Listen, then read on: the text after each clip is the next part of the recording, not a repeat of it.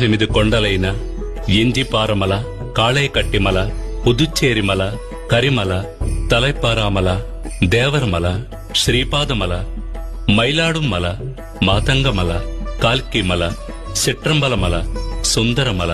నాగాంబలమల, గౌండమల, నిలక్కల్మల, నీలిమల, పొన్నాంబలమల, శబరిమల వంటి కొండలను 18 మంది దేవతలైన వినాయకుడు, శివుడు, పార్వతి, కుమారస్వామి, బ్రహ్మ, విష్ణు, రంగనాథుడు, కాళి, యముడు, సూర్యుడు, చంద్రుడు, కుజుడు, బుధుడు, బృహస్పతి, శుక్రుడు, శనీశ్వరుడు,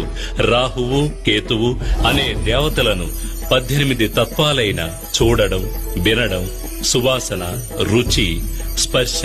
కామం, దురాశ, క్రోధం, లోభం,